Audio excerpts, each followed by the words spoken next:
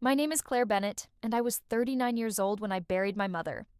People like to believe grief arrives all at once, like a storm rolling over the horizon. That wasn't how it happened for me. Grief settled quietly into every ordinary moment long before the funeral ever began. It was in the untouched coffee mug she always used, in the voicemail I couldn't bring myself to delete, in the silence that filled the kitchen where she'd once hummed old country songs while making peach cobbler every Sunday afternoon. By the morning of her funeral, I wasn't crying anymore. I simply felt hollow. The little white house on Willow Creek Road had been my entire world once. It wasn't impressive. The paint peeled a little near the back porch, and the front steps creaked every time someone came home. The roof had survived more Oklahoma storms than I could count, but every inch of that place carried a memory.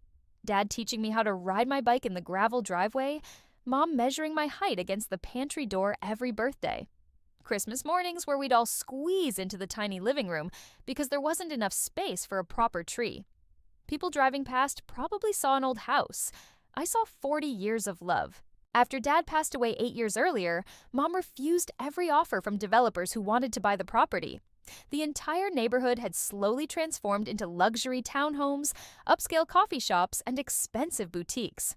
Somehow, our little house remained standing in the middle of it all, almost stubbornly refusing to disappear.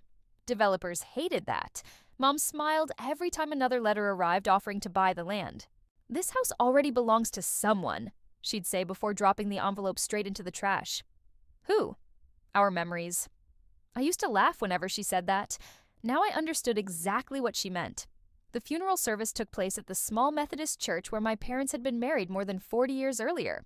Friends I hadn't seen in decades hugged me. Former neighbors shared stories I'd almost forgotten. Mrs. Alvarez from next door brought homemade cookies, even though she was nearly 80 herself now. Everyone spoke about my mother's kindness, how she'd taken meals to sick neighbors, how she'd volunteered at the library every Thursday, how she'd somehow remembered every child's birthday on the entire street. Listening to them, I realized something that hadn't occurred to me before. Mom had quietly become the heart of a neighborhood that barely existed anymore. After the service, people drifted toward the cemetery. I lingered behind. Standing alone near the church doors, I watched the autumn leaves tumble across the empty parking lot. Everything felt strangely still. That's when my phone vibrated. It wasn't a call. It was a text from my next-door neighbor. Evelyn. Claire. Where are you? I frowned. At your mother's funeral. Everything okay? 3 dots appeared, disappeared, appeared again, then finally. Don't go home alone. A strange feeling settled in my stomach. I called immediately. She answered before the first ring finished. Claire? Evelyn, what's wrong? Silence. Then I heard her breathing. They're here. Who's here? The construction crews. I blinked. What construction crews? They're tearing your house down. For several seconds, my mind refused to understand the sentence. What? They came this morning. Bulldozers, excavators, police barriers. They said they had permits. My heart began pounding so hard I could hear it in my ears. No, I'm so sorry. No, that's impossible. They've already started. The phone nearly slipped from my hand. My mother's funeral is today. I know. There has to be some mistake. I tried stopping them. My legs gave out. And I sat heavily on the church steps. I told them nobody had permission. They showed paperwork. They said the property had already been transferred. Transferred? That word echoed inside my head. Transferred. Mom would have told me. She told me everything. She would never. I'll be there. I don't even remember ending the call. I only remember running. People shouted behind me. Someone asked if I was okay. I ignored them all. The drive back to Willow Creek should have taken 25 minutes. I made it in 16. The closer I got, the stranger everything looked. Traffic was backed up. Orange construction signs lined the street. Huge equipment blocked the entrance to my neighborhood. Then I saw it.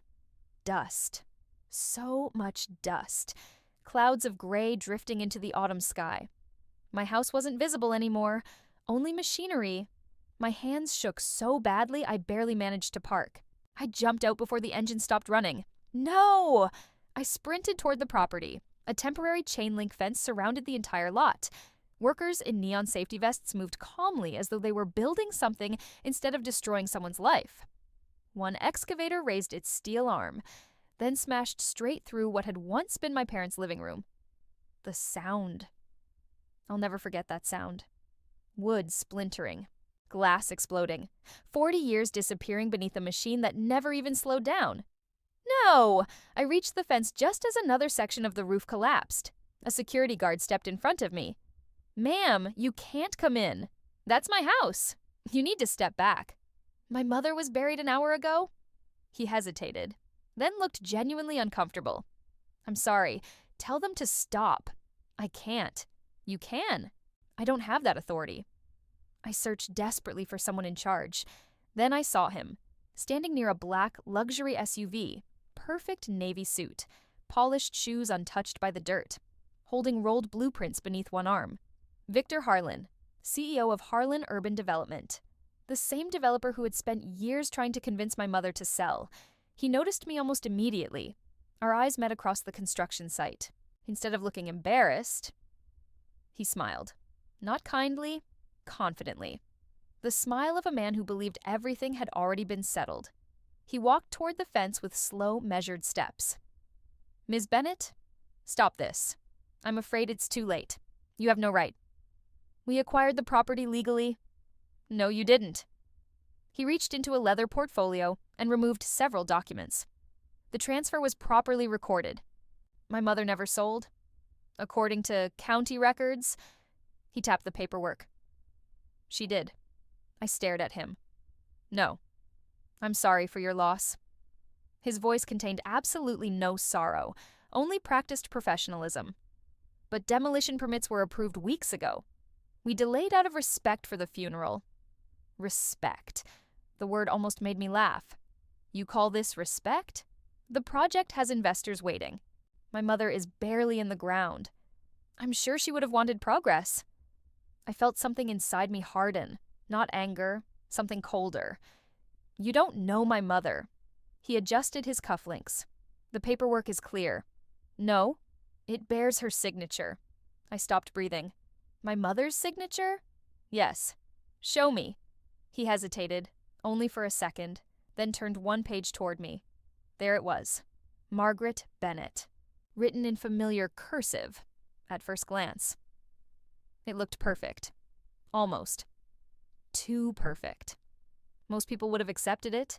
Most people didn't spend 15 years reviewing contracts for one of the largest real estate law firms in Oklahoma. I did. My eyes moved instinctively. Letter spacing, pressure, stroke direction. Something wasn't right. The signature looked identical. Exactly identical. That was the problem. My mother never signed her name exactly the same way twice. Not once. She had arthritis during the last decade of her life. Her handwriting naturally trembled. Tiny variations, minute inconsistencies, human imperfections. This signature had none. It wasn't written. It was copied. Victor noticed my expression. "What?" I looked up slowly. "When did she supposedly sign this?" 3 weeks ago. 3 weeks? 3 weeks earlier. Mom had been in hospice, too weak to hold a coffee cup without both hands. She hadn't signed anything, because she couldn't. I met his eyes again, for the first time. His confidence felt slightly forced. "You should leave now," he said. Instead, I smiled. A very small smile. "You've made one mistake." His expression didn't change. "I don't think so." "You assumed today was the worst day of my life." The excavator roared behind him. Another wall collapsed. I just buried my mother. I looked past him at what remained of my childhood home, then back at the papers in his hand. "But you," I spoke quietly, "just handed a real estate attorney the first piece of evidence she'll use against you." His smile disappeared, and for the very first time. Victor Harlan looked uncertain. I didn't sleep that night. Not because I couldn't. Because every time I closed my eyes, I heard the sound of the excavator tearing through the living room, where my father had taught me to dance by standing on his shoes. Some memories don't disappear quietly. They echo. By sunrise, I had made exactly 3 phone calls. The first was to my law partner, Hannah Mitchell. The second was to the county recorder's office. The third was to a forensic document examiner I'd worked with years earlier during a commercial fraud case. None of them knew it yet, but Victor Harlan had made a mistake that ambitious people often make. He had focused on speed. I'd built my entire career on patience. At 8:30 that morning, Hannah slid a thick folder across the conference table. "I barely slept either," she admitted. "You sounded different." I was. She studied me for a long moment. "I've never seen you this calm after losing someone." "I already lost my mother." I looked out the office window. "I'm here because I refuse to lose her memory too." She nodded. "So let's begin." Inside the folder sat certified copies of every document recorded against my mother's property during the previous 6 months. Transfer affidavit, warranty deed, demolition permit, environmental approval, construction authorization. Everything appeared perfectly organized. Almost too organized. Developers who cut corners usually left messy paperwork. Victor's file looked immaculate, which made me suspicious. People trying too hard to appear legitimate often overlooked tiny details. I turned another page, then another. My fingers stopped. "Here." Hannah leaned closer. "What?" "Witness signatures." She frowned. "They look fine. They're from different dates. So, they're signed by the same notary. That's normal. It would be." I pointed to the seal. "If the commission hadn't expired 5 months earlier." Silence filled the room. Hannah grabbed the document. Her eyes widened. "Oh, exactly." The notary's commission number had expired long before my mother supposedly signed anything. Someone had copied an old seal, or never bothered checking whether it was still valid. Either possibility was fraud. The first crack had appeared. An hour later, we drove to the county recorder's office. The clerk recognized me immediately. "Ms. Bennett, I'm sorry about your mother." "Thank you. I wish we were meeting under better circumstances." "So do I." He led us into a records room lined with shelves that smelled faintly of old paper and dust. "I understand you're questioning the transfer." "I'd like to inspect the original filing." He disappeared into the archive. When he returned carrying a flat storage box, something immediately caught my attention. The deed wasn't an original ink document, it was a scanned copy. "Where's the original?" He looked uncomfortable. "This is what we received." "You recorded property ownership without the original?" "It was submitted electronically." "By whom?" He checked the filing information. "Harlan Urban Development's legal office." Hannah looked at me. Neither of us spoke. Electronic filings were common.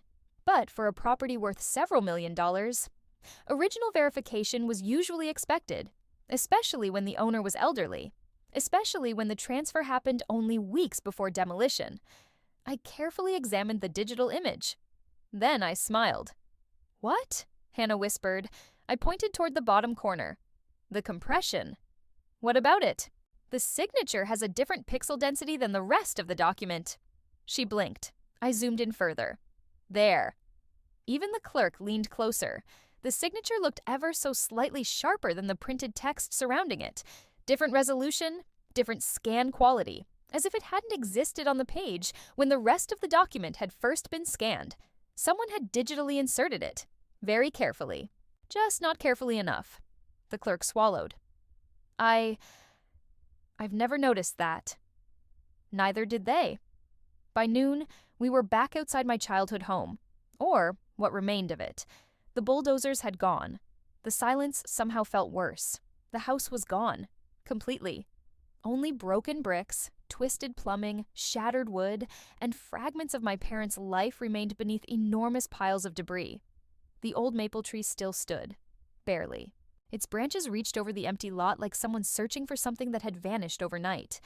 Evelyn walked across her yard carrying 2 mugs of coffee. "I thought you'd come back." "I had to." She handed me one. "I'm sorry." "I know." We stood quietly. Finally, she said something that made me turn. "There was another man." "What?" "The morning they started." "Another developer?" She shook her head. "No. He wasn't with the construction crew." "What did he look like?" "Older. Gray hair. Dark green pickup. He arrived before everyone else." "What did he do?" "He walked around your mother's porch, like he was looking for something." My heartbeat quickened. "Did you see where he went?" He disappeared behind the house. The backyard. My father's workshop had been there, a tiny detached building where he'd repaired furniture, sharpened tools, and disappeared for hours every weekend. What happened then? He came back carrying... She frowned. I'm not sure. A metal box, maybe? A toolbox? I couldn't tell. My stomach tightened. Dad almost never threw anything away. He hid important papers everywhere. Old coffee cans, tool chests, false drawers. Mom used to joke that if the government ever searched our house, they'd still be finding his hiding places 20 years later. Did Victor Harlan see him? I don't think so. By then, the bulldozers had already arrived. I stared toward the empty backyard. Someone had come looking for something valuable enough to retrieve before the demolition, which meant they already knew it existed. Late that afternoon, my phone rang. Unknown number. I answered. This is Claire? A man's voice, older, measured. You don't know me. Who is this? My name is Thomas Green. The name meant nothing. I worked with your father. When? For almost 25 years. My grip tightened. I heard about the demolition. How? I still know people? Silence. Then... Your father once told me something. What? If anyone ever tears that house down? He paused. Tell Claire to look underneath the foundation. Every muscle in my body froze. What? He said she'd understand. I don't think you were supposed to. Before I could ask another question, he added quietly, they demolished the wrong house. The line went dead. I stood perfectly still, staring across the empty lot where my childhood home had stood for 4 decades. They demolished the wrong house. The sentence made no sense until I looked toward the cracked concrete foundation still visible beneath the rubble. For the first time since yesterday. I wasn't thinking about what had been destroyed. I was thinking about what might still be hidden underneath. I spent my entire career believing that evidence never disappeared. People destroyed paper, they deleted emails, they shredded contracts, but the truth had a way of surviving in places no one thought to look. Sometimes. It waited patiently beneath layers of concrete. The next morning, I was standing outside the temporary fence before sunrise. Construction wouldn't resume until 8. That gave me less than 2 hours. The lot looked even sadder in the early morning light. Without the noise of machinery, I could hear birds perched on the old maple tree, almost confused by the sudden emptiness beneath them. The house was gone. Only the concrete slab remained, fractured in several places where the excavators had ripped through it. I kept hearing Thomas Green's words. They demolished the wrong house. At first I thought he meant the developers had made a legal mistake.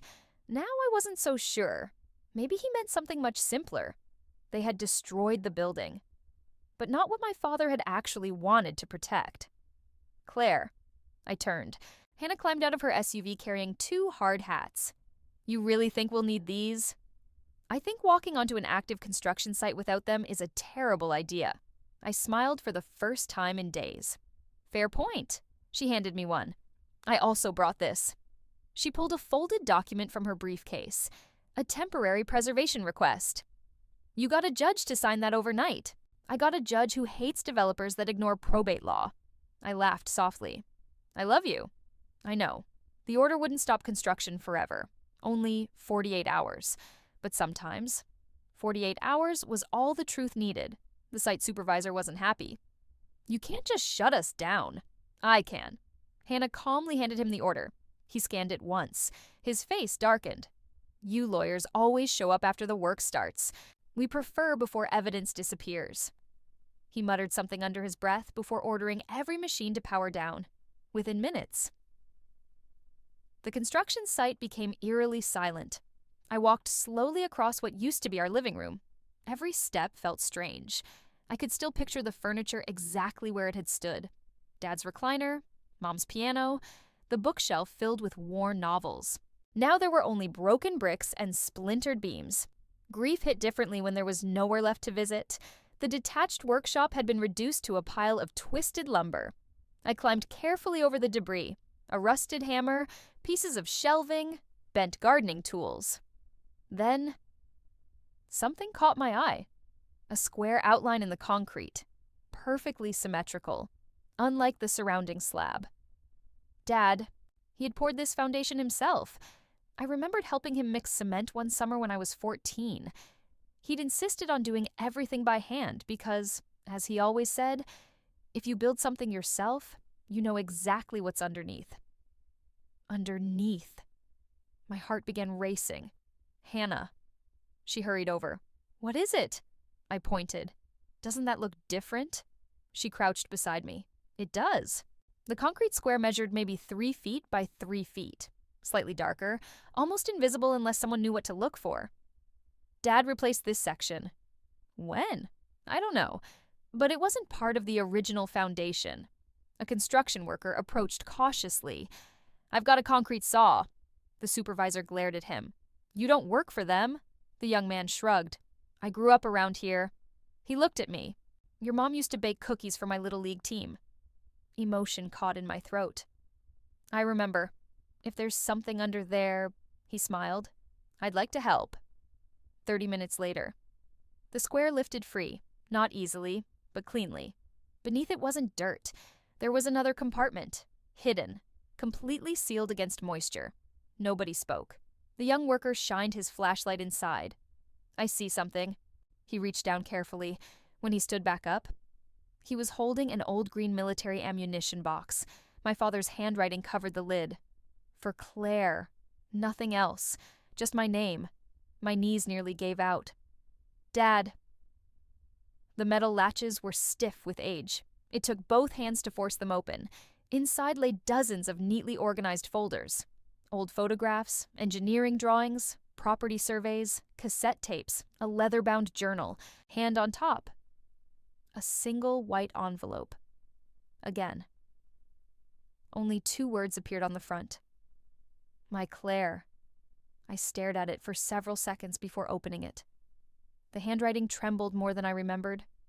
His illness had already begun. If you're reading this, the house is probably gone. I stopped breathing. Don't be angry about the house.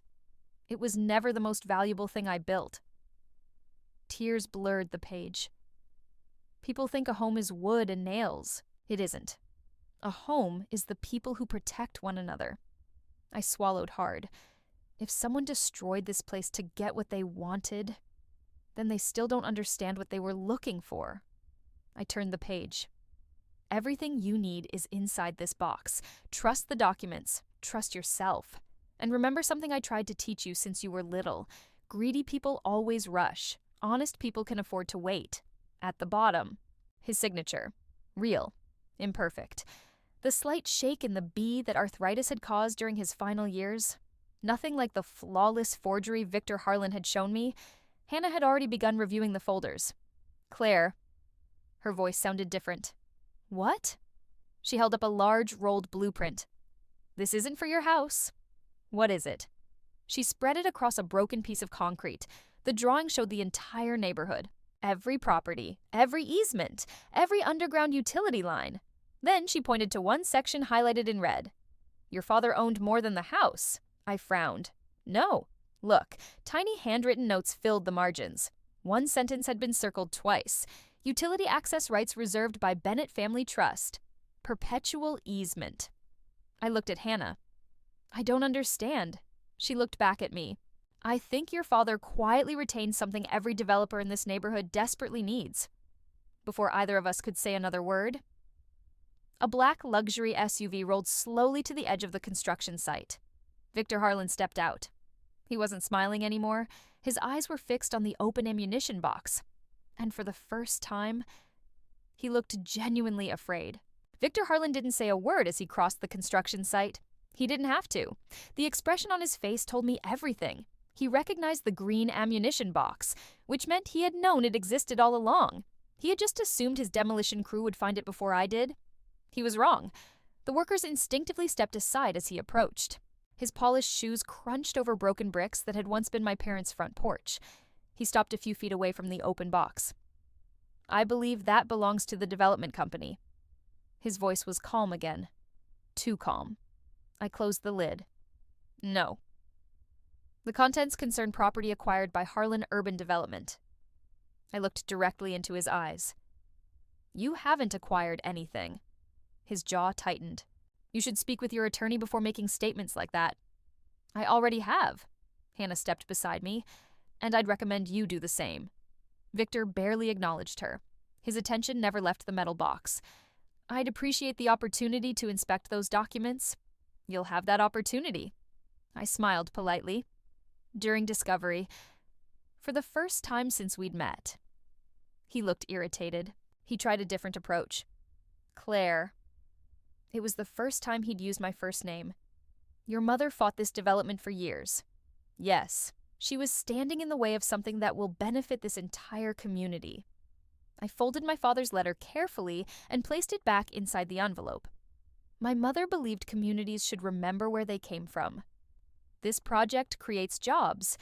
It also erased the last original home on this street. It was inevitable. No, I shook my head. It was profitable. There was a difference. He knew it. So did I. His phone rang. He glanced at the screen, excused himself, walked 20 feet away. He thought he was far enough that no one could hear him. He wasn't. Find him. A pause. I don't care where he is. Another pause. If Thomas Green talks to Bennett again, his voice dropped lower. We've got a serious problem. I felt Hannah look at me. Neither of us moved. Victor ended the call, slipped the phone into his pocket, and returned wearing his practiced corporate smile. Good luck, Ms. Bennett. Then he left. The moment his SUV disappeared around the corner, Hannah spoke. Thomas Green. He knows something. He knows a lot. And Victor's scared of him. I nodded, which means Thomas isn't just one of Dad's old friends. No. He's part of whatever this really is. Back at my office, we spread every document across the conference table. The room slowly disappeared beneath maps, engineering drawings, deeds, handwritten notes, and decades of paperwork. My father had documented everything. Every survey, every conversation, every boundary adjustment, every utility agreement. He'd even dated each folder. He was preparing for something. Hannah looked up. Or someone. 3 hours passed before I noticed a pattern. Every document mentioning neighboring properties contained a tiny blue star in the upper right corner. Not all of them. Only certain addresses. I counted. 7.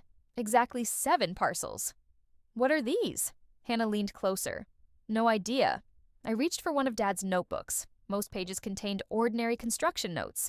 Foundation depth, drainage calculations, material costs. Then, halfway through the journal, I found a page titled simply, Never Sell the Easements. Below it, Dad had written, Whoever controls access controls the future. I frowned. Access? I grabbed the neighborhood blueprint again. This time I ignored the houses. Instead, I followed the underground utility lines. Water, power, storm drainage, fiber optic cable, gas. Every major line serving the entire luxury development crossed one narrow strip of land. Our land. Not the house, the land beneath it. More specifically, a legally protected underground easement my grandfather had negotiated with the city nearly 60 years earlier. Without it, nothing beyond our property could legally connect to public infrastructure. I slowly looked at Hannah. Oh, she whispered. They demolished the wrong house. Now I understood. Victor hadn't wanted our home. He needed the easement beneath it. I opened another folder. Inside sat an unsigned contract from 6 years earlier. Harlan Urban Development.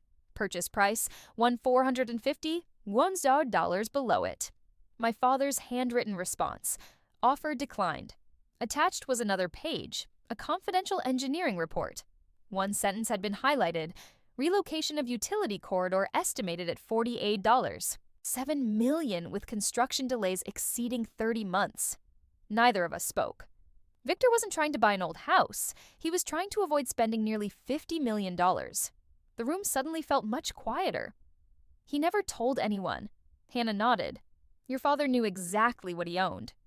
And he knew someone would eventually try to take it. I smiled sadly. He wasn't protecting a house. He was protecting leverage. Just then my assistant knocked gently on the office door. Claire? Yes? There's someone here asking for you. Who? He wouldn't give his name. He said... She hesitated. Tell her I drove the green pickup. I was already on my feet. Thomas Green. He looked older than I expected. Late 70s, weathered face, work boots covered with dried concrete dust. His hands were rough enough to tell the story of a lifetime spent building things instead of talking about them. When he saw me, he removed his cap. "You found it," I nodded. My father knew I'd need it. He always knew. We sat quietly for a moment. Finally, I asked, "Were you his partner?" Thomas smiled faintly. "No. I was his surveyor." He reached into his jacket and removed a faded photograph. It showed my father, much younger, standing beside him in front of the unfinished neighborhood decades earlier. Nothing unusual, until I turned it over. On the back, my father had written, "The second file stays with Thomas." I looked up sharply. "The second file?" Thomas nodded. "I've kept it hidden for 23 years. "What is it?" Instead of answering, he reached into an old leather satchel, slowly, carefully, then placed another envelope on my conference table, unlike the first one. This envelope carried only one handwritten sentence: "Open this only after they destroy the house." I stared at it in disbelief. My father hadn't just expected someone to come after our property, he had planned for exactly how they would do it. And somehow, he had been preparing for this day for more than 2 decades. For several seconds, neither Thomas nor I touched the envelope. It rested in the middle of the conference table as though it had been waiting for this exact moment for more than 20 years. The handwriting was unmistakably my father's. Steady, deliberate, patient. Open this only after they destroy the house. Not if, after. He hadn't hoped someone would come after our land. He had expected it. Thomas leaned back in his chair. "Your father sealed that envelope himself." "When?" "The summer of 2003. I looked at him. "I was 16. He nodded. "He told me that someday people with more money than conscience would come looking for what was buried under your property." "He knew that back then. He didn't know their names." Thomas smiled sadly. "But he understood greed." I carefully broke the old seal. Inside were several documents. The first was another handwritten letter. I unfolded it slowly. "My Claire, if this letter has reached you, then someone finally decided the land beneath our home was worth more than the family who lived on it. That means I was right." I swallowed hard. I spent years building roads, neighborhoods, and shopping centers. Most people think developers make their money by building. The dishonest ones make their money by forcing people to disappear. I could almost hear his voice. Calm, patient, teaching. Never fight angry people with anger. Fight them with facts. Behind the letter was a thick engineering report. Hannah immediately began flipping through it. Halfway through, she froze. "Oh my God." "What?" She turned the report toward me. The title alone made my pulse quicken. "Independent Utility Corridor Ownership Verification. Prepared by Franklin Civil Engineering Consultants. Date, May 18th, 2003. This proves your father wasn't guessing." She continued reading. "The underground utility easement isn't simply crossing your property." Her finger traced several highlighted paragraphs. "Your family actually owns the controlling access rights." I frowned. "What exactly does that mean?" She looked up. "It means every residential tower, every office building, every luxury townhouse in Victor's billion-dollar development depends on legal access through land your family still controls." Silence. Then Thomas quietly added, "If those rights disappear..." I finished the sentence. "The entire development becomes legally non-compliant." He nodded. Hannah grabbed a calculator. She spent several minutes reviewing maps, property values, and public construction records. Finally, she looked at me. "I think I know why Victor panicked." "How bad?" She exhaled slowly. "Very." She turned the calculator around. Projected construction investment, $812 million. Potential delay if easement rights are challenged, 30 to 36 months. Estimated financial exposure, over $140 million. I stared at the numbers. Victor hadn't destroyed my childhood home because he hated old houses. He'd destroyed it because waiting another 3 years would have cost his company a fortune. Thomas reached into his satchel once more. "I've got one last thing." He removed a small digital recorder. Not new. Old. One of the first professional voice recorders contractors had begun using years ago. "I almost forgot this existed." What's on it? He looked directly at me. A conversation. Between who? Your father. He paused. And Victor Harlan. Every hair on my arm stood up. The battery was dead. Fortunately, Thomas had brought the charging cable. We waited nearly 20 minutes before enough power returned. Finally. He pressed play. Static crackled through the speaker. Then my father's voice filled the room. Older than I remembered. Confident. I'm not selling. Victor answered almost immediately. His voice was younger, smoother. Everyone has a price. Dad laughed. Not everyone. A pause. Victor spoke again. You understand what happens if you refuse? Another pause. Then Dad answered. Yes. You'll eventually try to take it. Silence. Victor didn't deny it. Instead, he asked, How long have you been preparing? Dad chuckled. I'll never forget what he said next. Longer than you've been planning. The recording continued. Victor's tone became colder. You won't always be here. No, Dad agreed. But my daughter will. I covered my mouth. Tears blurred my vision. He believed in me long before I ever had to prove myself. The final minute of the recording changed everything. Victor lowered his voice, almost whispering. Then we'll find another way. Dad answered calmly. If my signature ever appears on anything I didn't sign. He paused. It'll be fraud. The room went completely silent, even on the recording. Then Dad added one final sentence. And she'll know. Click. End of recording. No one spoke. Finally, Hannah whispered, He predicted the forged signature. Thomas nodded. He made me promise never to release that recording unless the house was destroyed. He wanted intent. I finished. He wanted proof they planned this years in advance. Exactly. Just then, my assistant rushed into the conference room without knocking. Claire! What? You need to see this. She held out her tablet. Every local news station carried the same headline. Developer accused of illegal demolition after family funeral. Aerial footage showed bulldozers tearing through my childhood home. Someone had recorded everything. The story had already spread nationwide. Interviews with neighbors were playing on every channel. Evelyn appeared on screen. I begged them to wait one day. Another neighbor added, Her mother's funeral was happening while they destroyed the house. Public sympathy was shifting fast. Very fast. My phone rang. Unknown number. I answered. This is Claire, a nervous male voice replied. My name is Daniel Ross. I work for Harlan Urban Development. I remained silent. I can't do this anymore. My heart began racing. What do you mean? There are files. What files? Internal emails. He took a shaky breath. They didn't just forge your mother's signature.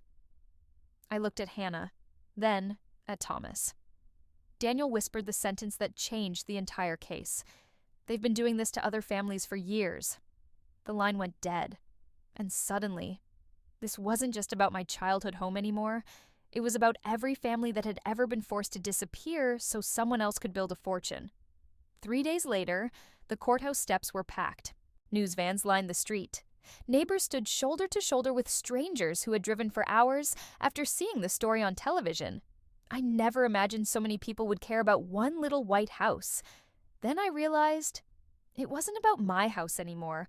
It was about what had happened to every family who had ever been told they were standing in the way of progress. Daniel Ross arrived 15 minutes before the hearing.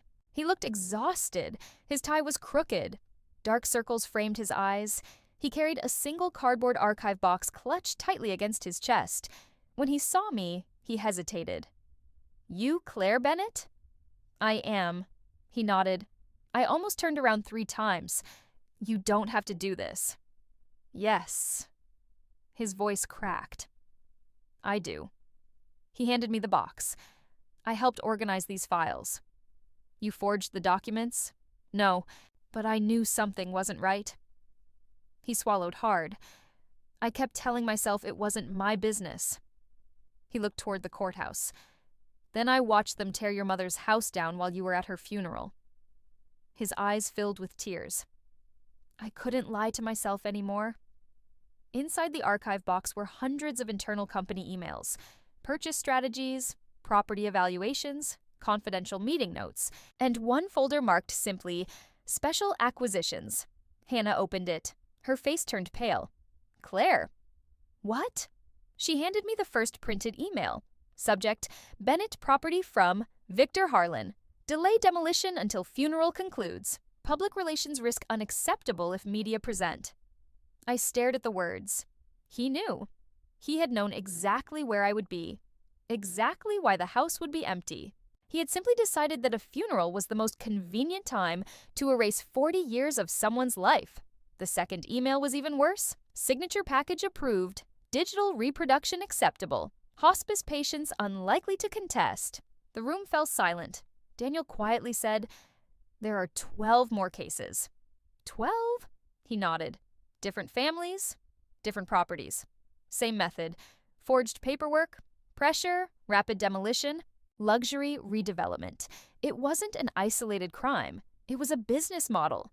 When the hearing began, every seat inside the courtroom was occupied. People stood along the walls. Others watched from overflow rooms downstairs. Judge Eleanor Whitmore entered exactly at 9 o'clock. Everyone rose. After brief introductions, Victor's attorney stood. "Your Honor, this is a simple contractual dispute involving—" "No," Judge Whitmore interrupted. "It stopped being simple the moment allegations of fraud entered the record." She looked toward Hannah. "Proceed." Hannah didn't begin with legal arguments. She began with a photograph. My childhood home. Christmas lights glowing, snow covering the front yard, my parents smiling on the porch. She placed it on the evidence screen. "This," she said quietly, "is what the defendant calls an obstacle to development." The courtroom became perfectly still. Then she displayed the demolition footage, the excavator crashing through the living room, the timestamp, the date, my mother's funeral. Gasps spread through the gallery. Victor never looked up. Next came the forged signature. The forensic examiner testified first. Using enlarged photographs, he explained every difference between my mother's authentic handwriting and the copied signature. Stroke pressure, pen lifts, digital manipulation, pixel inconsistencies. There was no doubt. The signature had been fabricated. Then Daniel testified. His hands trembled as he took the oath. Victor avoided looking at him. "Were these emails sent from Mr. Harlan's executive account?" "Yes." "Were demolition schedules intentionally coordinated with family funerals or medical emergencies?" Daniel closed his eyes. "Yes." A murmur spread across the courtroom. "Were forged signatures ever discussed?" "Yes." "Were you instructed to remain silent?" "Yes." Victor's attorney objected repeatedly. The judge overruled every objection. Finally, Thomas Green took the stand. He carried the old digital recorder, the same recorder my father had entrusted him with over 20 years earlier. The courtroom listened in complete silence. Dad's voice echoed through the speakers. "If my signature ever appears on anything I didn't sign, it'll be fraud." Then Victor's younger voice. "We'll find another way." The recording ended. No one moved, not even the reporters. Judge Whitmore slowly removed her glasses. "Mr. Harlan," she said, "would you like to explain that recording?" Victor remained silent, for the first time in his career. He had no speech prepared. 3 weeks later, the verdict was announced. The court ruled that the property transfer had been obtained through fraud. Every demolition permit based upon those documents was declared void. The criminal investigation expanded immediately. State investigators seized company records. Federal authorities opened separate fraud and conspiracy cases. Several executives resigned within days. Others were arrested before the month ended. Victor Harlan was led out of his own headquarters in handcuffs. He looked smaller than I remembered. Greed had made him powerful. Truth made him ordinary. The civil settlement took nearly a year. By the time everything ended, Harlan Urban Development no longer existed. Its remaining assets funded compensation for families whose properties had been taken illegally. 12 families recovered land. Others received financial settlements. Historic preservation grants were created to protect older neighborhoods from similar schemes. The state legislature even passed what reporters began calling the Bennett Protection Act, requiring independent verification before any property owned by elderly or terminally ill homeowners could be transferred or demolished. My mother never cared about making history. Yet somehow, she had. People often ask whether I rebuilt the house. I didn't. Some places belong to the past. Trying to recreate them only reminds you they aren't the original. Instead, I did something my parents would have loved. The empty lot became the Bennett Community Garden. The old maple tree still stands at its center. Children play beneath its branches. Neighbors grow tomatoes, peppers, roses, and herbs where bulldozers once stood. Every spring, volunteers gather to plant flowers together. No admission fee. No luxury entrance. Just a place where people remember that communities are built by neighbors, not developers. One quiet afternoon, nearly 2 years after the trial, I sat beneath the maple tree reading my father's final letter again. The paper had become soft from being unfolded so many times. His last paragraph still stopped me every time. A house will someday disappear. Wood rots. Paint fades. Roofs collapse. But if you leave people with courage instead of fear, you've built something that no machine will ever tear down. I looked around the garden. Children laughed where my bedroom had once been. An elderly couple shared coffee on a bench made from reclaimed wood salvaged from our old front porch. Evelyn waved from the vegetable beds. Thomas smiled as he repaired a fence with the same steady hands that had once helped my father protect this land. The house was gone. But somehow, home had survived. And every time someone asked why there was a small bronze plaque beneath the old maple tree, they stopped to read the words my mother had spoken for years whenever another developer offered to buy our land. This house already belongs to someone. Our memories,